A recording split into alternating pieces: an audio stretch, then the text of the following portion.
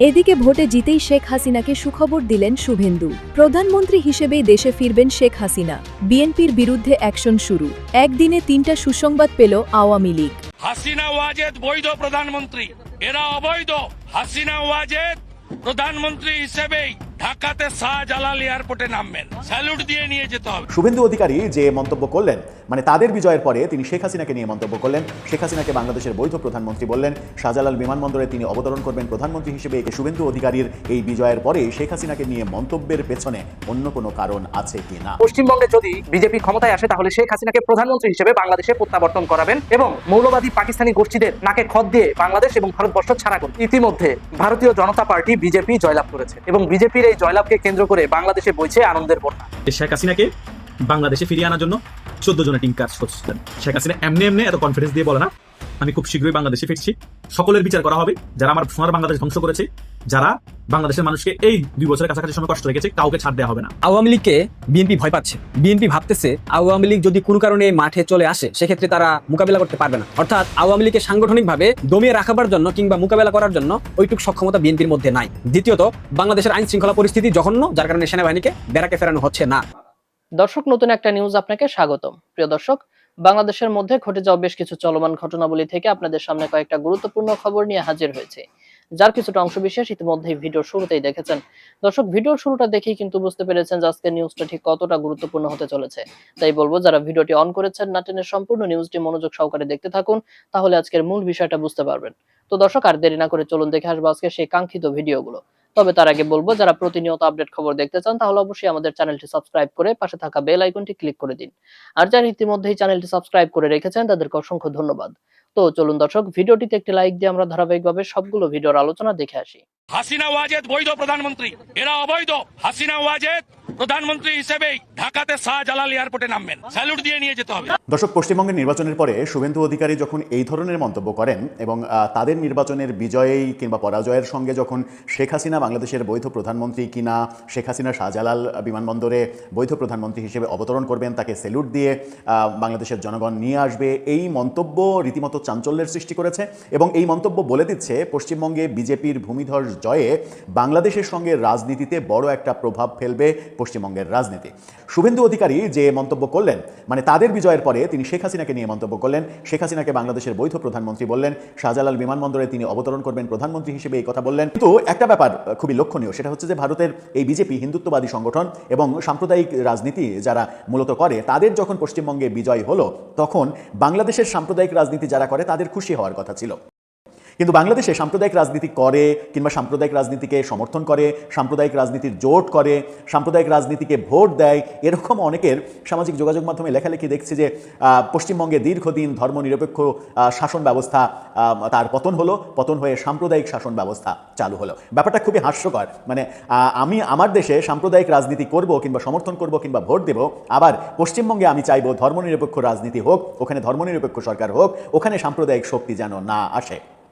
ব্যাপারটা মজার। ব্যাপারটা আজকে সারা দিনই, মানে যখন থেকে রেজাল্টের আভাস পেতে শুরু করেছে তখন থেকে এই লেখালেখিগুলো আমরা দেখছি।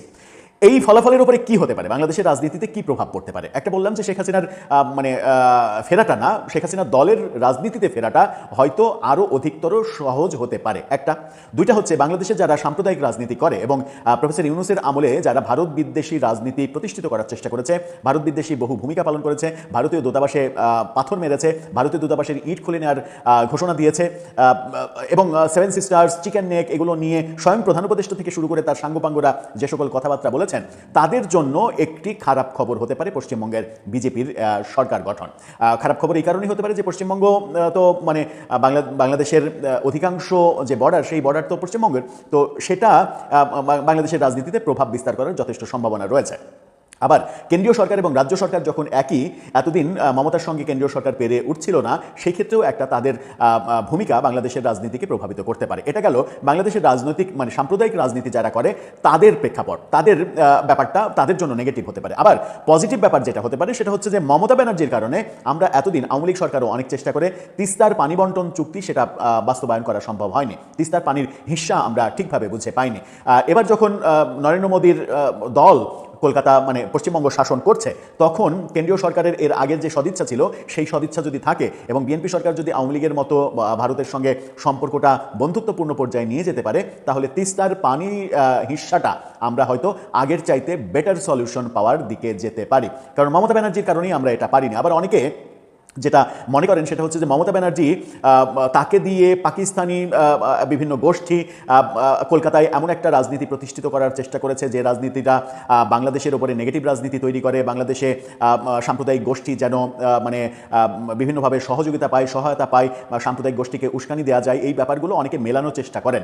কিন্তু আমার ব্যক্তিগতভাবে মনে হয় না যে তৃণমূল কংগ্রেসের সঙ্গে কিংবা মমতা ব্যানার্জির সঙ্গে পাকিস্তানি কোনো গোষ্ঠীর যোগসাজশ ছিল, যে যোগসাজশের মাধ্যমে তারা নিজের দেশকে ক্ষতিগ্রস্ত করবে, নিজের দেশকে বিতর্কিত করবে, পার্শ্ববর্তী দেশের বিভিন্ন গোষ্ঠীর পারপাস সার্ভ করার জন্য এগুলো করবে।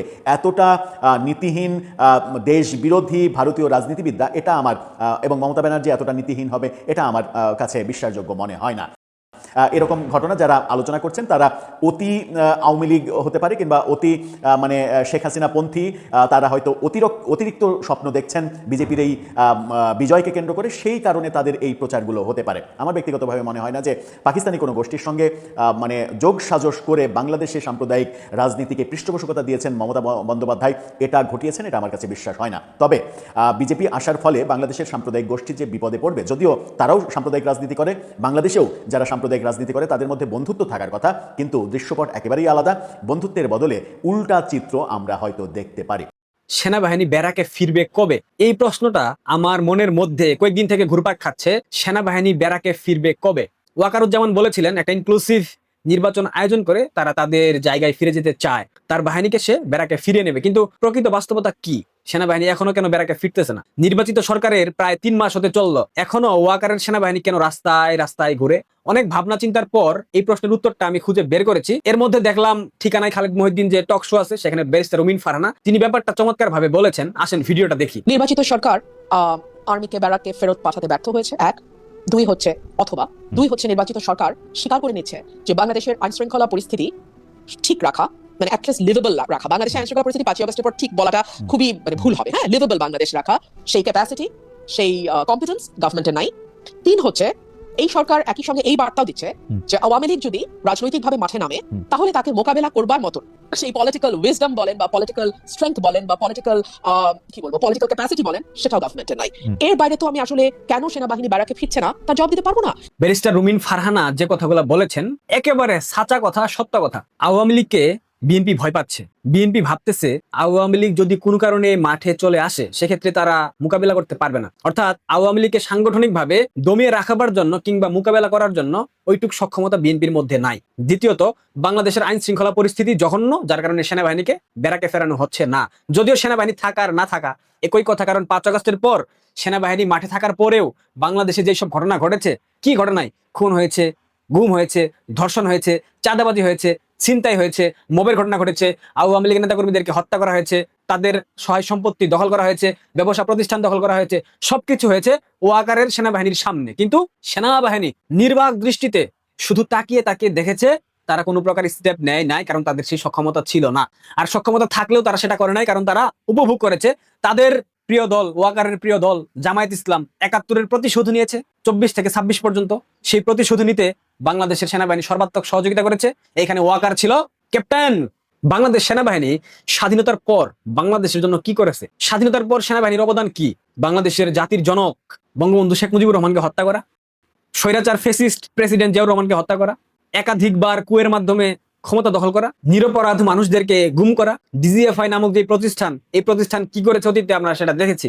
সেনাবাহিনীর কোনো ভূমিকা বাংলাদেশে নাই। অনেকেই বলে বাংলাদেশের স্বাধীনতা এবং সার্বভৌমত্বের রক্ষক বাংলাদেশ সেনাবাহিনী। কিভাবে বাংলাদেশের স্বাধীনতা রক্ষা করেছে? স্বাধীনতার পর সেনাবাহিনী কার সাথে যুদ্ধ করেছে? মিয়ানমারের সাথে, ভারতের সাথে, পাকিস্তানের সাথে? করে নাই তো। এই সেনাবাহিনীকে রাষ্ট্রের টাকায় পেলে পুষে খাইয়ে পরিয়ে বড় করা হয়েছে শুধুমাত্র কুয়ের মাধ্যমে ক্ষমতা দখল করবার জন্য, শুধুমাত্র পাকিস্তানি এজেন্ডা বাস্তবায়ন করবার জন্য। বাংলাদেশ সেনাবাহিনী পাকিস্তান সেনাবাহিনীর একটা ভার্সন, একটা আলাদা শাখা বলতে পারেন। এই নিয়ে কোনো দ্বিমত নাই। বাংলাদেশ সেনাবাহিনীতে বর্তমানে যেই পরিমাণ মৌলবাদী আছে, যেই পরিমাণ জিহাদি মন মানসিকতার সদস্য আছে, এটা যদি আপনারা প্রকৃত সত্য জানেন অবাক হয়ে যাবেন যে এরা কখনোই বাংলাদেশের স্বাধীনতা সার্বভৌমত্বে বিশ্বাস করে না, কিন্তু সেনাবাহিনীর মতো গুরুত্বপূর্ণ প্রতিষ্ঠানের সদস্য হয়ে বসে আছে। এটাই হচ্ছে বাংলাদেশ সেনাবাহিনীর বর্তমান পরিস্থিতি। কি চমৎকার, কি চমৎকার জনাব ওয়াকারুজ্জামান, আহা, সেনাপ্রধান হয়েই নির্বাচিত সরকারকে সরিয়ে দিল।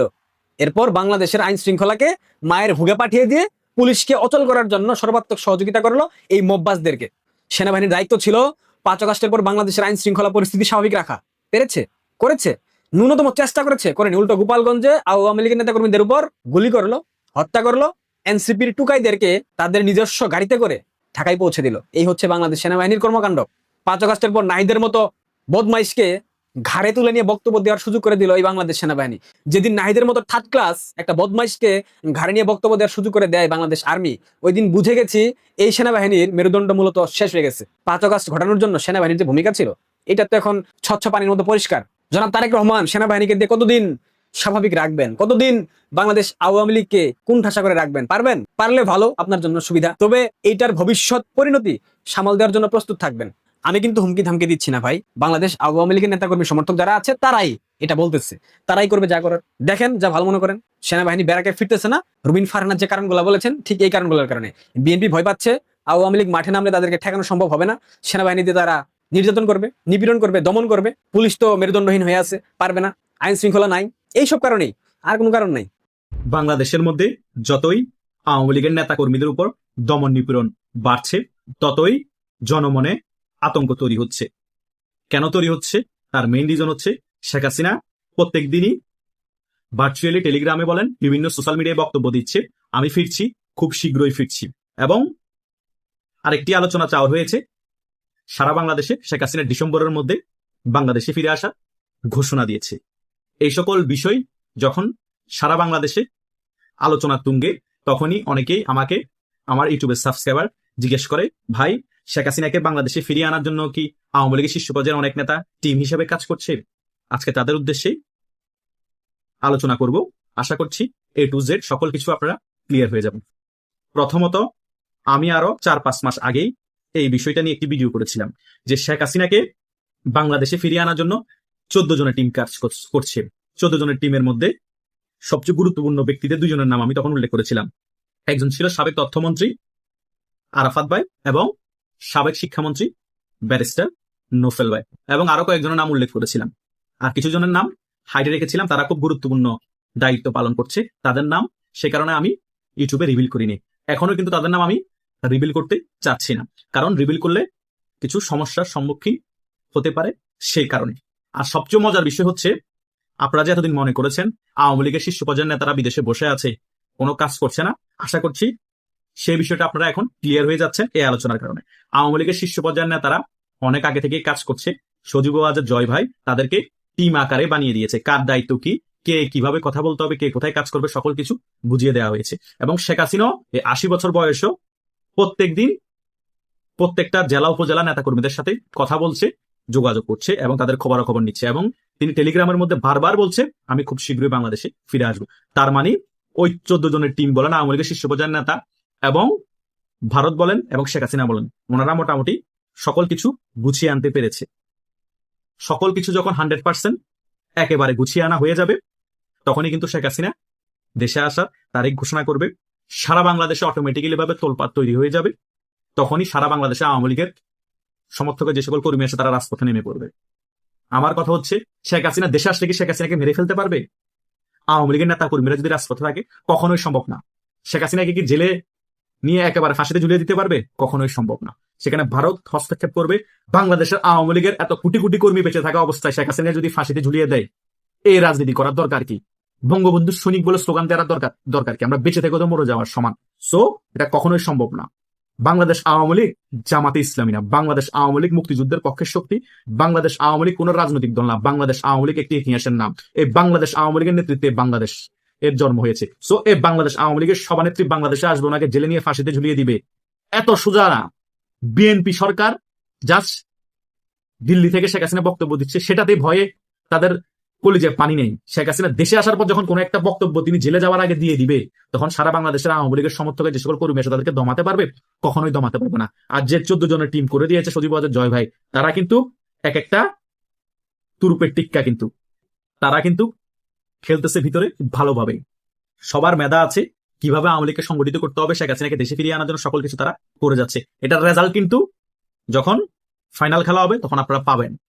কারণ একটা সরকার গণ অভ্যুত্থানের মাধ্যমে যদি পতন হয়, সেই সরকারের ফিরে আসতে অনেক সময়ের প্রয়োজন হয়। সে কারণে আস্তে আস্তে করে গোছানো হচ্ছে। আস্তে আস্তে করে যদি কোনো কিছু গোছানো হয়, সুন্দর করে বিল্ড আপ করানো হয়, তার রেজাল্ট ভালো হয়। সেটাই এখন আওয়ামী লীগের ওই সকল 14 জনের টিমের নেতা যারা আছে তারা করছে। সো আপনারা ভালো কিছু আশা রাখতেই পারেন। শেখ হাসিনা এমনি এমনি এত কনফিডেন্স দিয়ে বলে না আমি খুব শীঘ্রই বাংলাদেশে ফিরছি, সকলের বিচার করা হবে, যারা আমার সোনার বাংলাদেশ ধ্বংস করেছে, যারা বাংলাদেশের মানুষকে এই 2 বছরের কাছাকাছি সময় কষ্ট রেখেছে, কাউকে ছাড় দেওয়া হবে না। এবং যারা সংবিধান ভায়োলেট করেছে তাদেরকেও ক্ষমা নেই। সো আপনারা বুঝতে পারতেছেন শেখ হাসিনা 80 বছর বয়সে যদি এত কনফিডেন্স থাকতে পারে, আপনারা কেন এখনো এত হতাশ হয়ে পড়ে থাকবো? আমরা তো এখনো ইয়ং আছি। সো যারা এখনো মধ্যবয়সী আছেন, আমাদের মতো যুবক আছেন, তারা কেউ হতাশ হবেন না, উজ্জীবিত থাকেন। শেখ হাসিনাকে ফলো করেন, কিভাবে তিনি কথা বলে, কিভাবে কনফিডেন্স শো করে। সো আমি আপনাদের কাছে একটা জিনিস আশা রাখতেই পারি, আজকের এই ভিডিওটা দেখার পর থেকে আপনারা কোনো ধরনের ভয়ভীতি রাখবেন না।